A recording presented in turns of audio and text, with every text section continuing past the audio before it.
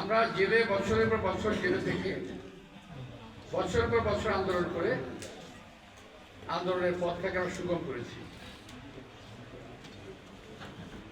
সুতরাং এককভাবে এটার দাবিদার কেউ নয়। অনেকে এমনভাবে ভাবসাব কাজকর্ম কথাবার্তা মনে হচ্ছে ওনারা দ্বিতীয়বার দেশ স্বাধীন করেছেন, আমাকে আগে বলেন, এবং এইটার ফল তারাই ভোগ করবে। সেক্ষেত্রে আমরা বলতে চাই এই মুক্তিযুদ্ধের সামনে মুক্তিযুদ্ধ করেছি, যুদ্ধ করে কিন্তু আমরা বলি নাই যে আমাদেরকে ক্ষমতা দিতে হবে, আপনাকে মন্ত্রী বানাতে হবে। আমরা যা যা স্কুল কলেজে এখানে পড়াশোনা করতে চলে গেছি, আজকে ওরা বলছে, দাবি করছে, এবং প্রমাণস্বরূপ তারা বিগত দিনে কয়েকদিন আগে যে আমাদের সরকার যেটা ছিল আছে, যেটা সেই সরকারও তাদের প্রতিনিধি ছিল, এখন আছে। তো প্রিয় ভাইরা, আমি সময় নেব না। আর সামনের সময়গুলো আমরা যে সময় পার করে আসছি তার চেয়ে ভয়াবহ সময় সামনে আসবে বলে আমার ধারণা। এই সরকারকে কিংবা আগামী সরকারকে কিংবা একটা নির্বাচিত সরকারকে আমাদের কিছু প্রতিবেশী দেশ, বিশ্বের কিছু মোড়ল, তারা আমাদেরকে শান্তিতে থাকতে দেবে না। আপনি তো মধ্যে কথাবার্তা বুঝতে পারবেন যে ওদের প্রার্থীদের কথাবার্তা, কিছু রাজনৈতিক দলের নেতাদের কথাবার্তা, মনে হচ্ছে ওরা ক্ষমতায় গিয়ে বসে আছে। ইনফ্যাক্ট এরা কিন্তু ক্ষমতা বসেই আছে।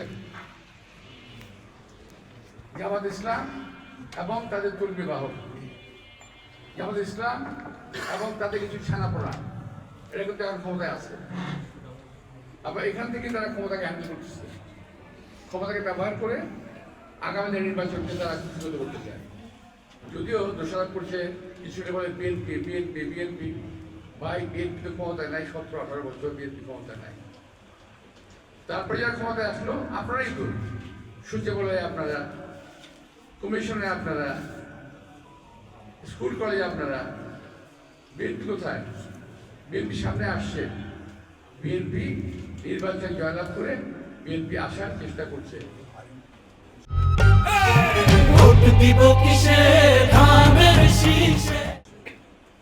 কিন্তু এখন আমাদের উপরে, অর্থাৎ বিএনপিকে দোষারোপ করা হচ্ছে। ভাবসাবটা এরকম যে আওয়ামী লীগকে তাড়িয়ে দিয়েছে আর বিএনপিকে তাড়িয়ে দেবে। হ্যাঁ, ভাবসাবটা এরকম। আর কিছু কিছু আমি বক্তৃতা বলে আসছি, আগে প্রেসে বলে আসছি, যে কিছু কিছু লোক তো হবে এই ক্ষমতাটা তাদের পৈতৃক, সুতরাং তাদেরকে ক্ষমতা থাকতে হবে এবং এই বিশেষ বিশেষ লোকগুলোকে ক্ষমতা নিতে হবে। বিশেষ বিশেষ লোকগুলো, আমরা বলছি বিশেষ বিশেষ লোকগুলোকে ক্ষমতায় নিতে হবে। এটা হলো একটা মহলের অভিপ্রায়, চিন্তা ভাবনা করছে, কানে আসছে আমাদের। কিন্তু আমরা মনে করি যে এই দেশের সচেতন জনগণ সকল সময় তাদের ভোট দিতে তারা ভুল করে নাই। ভোট দেওয়ার সুযোগ পেলে তারা যথাযথ জায়গায় ভোট দিয়েছে। 17-18 বছর আমরা ভোট দেওয়ার সুযোগই পাইনি। আরেকটা বিষয় হলো, আমার এলাকার লোকেরা 17-18 বছর কোনো এমপির চেহারা দেখা নাই, নাম শুনেছে, তাই না? নাম শুনেছে, তারা এমপির চেহারা দেখে না, তার কাছে বেরোন, সারা ঠিকানা নাই, কোথায় থাকে কেউ জানে না। কারণ আমার নিজের প্রয়োজন তাকে খুঁজে পাই না, আমার নিজের প্রয়োজন। আরেকজন আসছেন নাসিম সাহেব, তিনি এলাকার লোক না। ভাবখাপটা এরকম যে এলাকাটা হলো একটা খোলা চার নদীকে যখন খুশি যা বলি সে যেতে আসবে। তো আমার এলাকাটাকে আমি এলাকায়, আমার জন্ম এলাকায়, বৃদ্ধি লাভ, এলাকায় স্কুলে পড়াশোনা করেছি, এখানেই বড় হয়েছে, এখানকার মানুষের সব সুবিধাকে সবসময় ছিলাম। আপনারা আগের প্রার্থীর কথাই বলেন, আগে যারা ছিল, এখন যারা আসছে, তারা কেউ কিন্তু বলতে পারবে না একটা মানুষের জানা যায় তারা কখন যোগদান করেছে গত 17-18 বছর কিংবা 20 বছর। একটা পরিবারের বিয়েতে তারা গিয়েছে, অনুষ্ঠানে তারা এসেছে, কিংবা এলাকার লোকের একটা পয়সা দান খরচ করেছে, কেউ বলতে পারবে। কিন্তু আমি শব্দ বিপর্যয়, ঝড় ঝঞ্ঝা, বন্যা, পানি যখন যা হয়েছে আমি কিন্তু এলাকায় থেকেছি। আমি যখন মন্ত্রী ছিলাম তখন এই মন্ত্রী পাড়াও যায়নি। আমি যখন মেয়র ছিলাম গুলশানের বিলাসবহুল মেয়র ভবনে আমি যাইনি। গুলশানে কিন্তু মেয়র হাউস আছে, বিলাসবহুল মেয়র হাউস, আমি ওখানে যাই না। কেন জানেন? অনেকবার চিন্তা করেছি যাই যাই যাই, পরে ভাবলাম এই আমার লোকগুলো আমাকে কষ্ট করে ভোট দিয়েছে, যুদ্ধের প্রয়োজন হয় আমার কোথায় পাবে?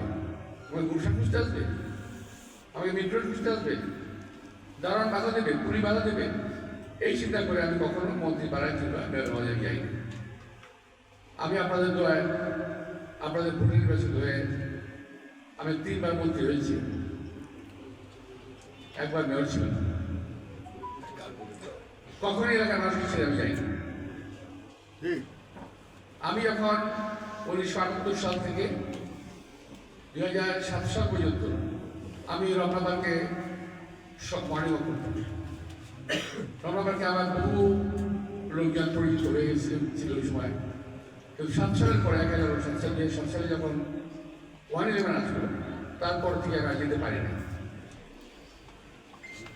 তো আমি যখন রমনাবাদ পার্টি গেছি তখন ওই এলাকার মানুষের সুবিধা অসুবিধার কথা আমি বিবেচনা করেছি, আর মাথায় আসছে এগুলোকে ফিল করবে না, এটা কেউ দেখবে না, এটা ফিল করার ব্যাপার। আমি যখন দেখি যে আমার একজন বয়স্ক মা কিংবা বোন বাথরুমে যাবে, রমনাবাদ পেয়ে গেছে, কিন্তু কোনো টয়লেট নাই, কেমন লাগে এটা? তো তখন আমি চিন্তা করলাম রমনাবাদকে বাথরুম করা দরকার।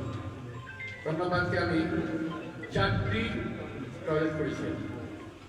বৃষ্টিতে ভিজবে আমার ভাইয়েরা, মায়েরা, বোনেরা, আমি শেড করেছি। গাছগুলো নষ্ট হয়ে গেছে, আমি নতুন করে গাছ লাগিয়েছি।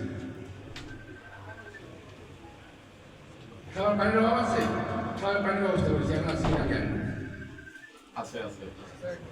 তো আমি বলছিলাম আপনাদের কথা এখানে বললাম যে মানুষের প্রয়োজনগুলো বাইরে থেকে এসে এই এলাকার মানুষের প্রয়োজনটা বুঝবে না, বুঝে না, বোঝার প্রয়োজন নাই, কিন্তু আমার প্রয়োজন আছে।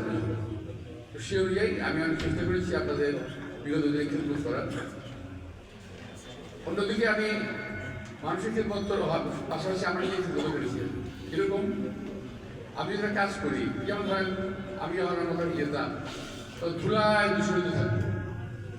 এখন যারা রমনাবাদে যান ধুলা হয় কিনা জানি না, এখন যাই না, এখন ধুলা হয় না, কারণ আমি সকাল বিকেল আমি দুপুরে পানি দেওয়ার ব্যবস্থা করেছিলাম, যে রাস্তায় পানি দিতে হবে যাতে তুলনা। আবার ঘাসগুলো যাতে সতেজ সতেজ থাকে সেখানে আমি ওই যে পানি দেওয়ার জন্য ফোয়ারা দিয়েছিলাম, এখনো আছে ওগুলো, কিন্তু চালু কিনা সে জানে না। রমনা পার্ক কিন্তু ফুল হবে না, তাতে হয় না। সারা বছর রমনা পার্কের চারিদিকে আমি ফুলের সমাহার করেছিলাম, আপনার এখন দেখেন কিনা জানি না, এখন আসছে কিনা আমি জানি না, কিন্তু আমিও যেতাম তখন বিভিন্ন সিজনাল ফ্লাওয়ারগুলো চারিদিকে দেখা যেত, সুন্দর লাগতো, ভালো লাগতো। তো যাই এগুলো বলছিলাম জানেন, এগুলো হলো একটা মানুষের অনুভূতি, আর এই অনুভূতিগুলো আসে তখনই যখন এই যে সন্তানের প্রতি আপনার একটা অনুভূতি আসে না, বাচ্চারা কখন খাবে, কি চায়, কখন কি দরকার, এটা আসে না আপনাদের? তো আমি ওই এলাকার সন্তান হিসেবে আমার মুরব্বীদের, আমার সহবর্ষীদের, আমার বন্ধুদের কখন কি প্রয়োজন এটাই বুঝতাম। একান্ত না বুঝলে আমার কাছে বলতো অনেক, হাতে কাছে পেত।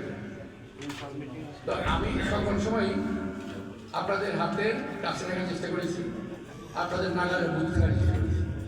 আগামী দিনেও আমি আপনার নাগালে বলতে থাকবো, আমাকে খুঁজতে হবে না, একটা ফোন করেন, যদি বাসায় গিয়ে না পান কখনো মনে হয় তখন দয়া করে কাগজে লিখে দিয়ে আসবেন, একটা ফোন করে দিয়ে আসবেন, একটা ফোন নাম্বার দিয়ে আসবেন, ইনশাল্লাহ আপনি ফোন পাবেন।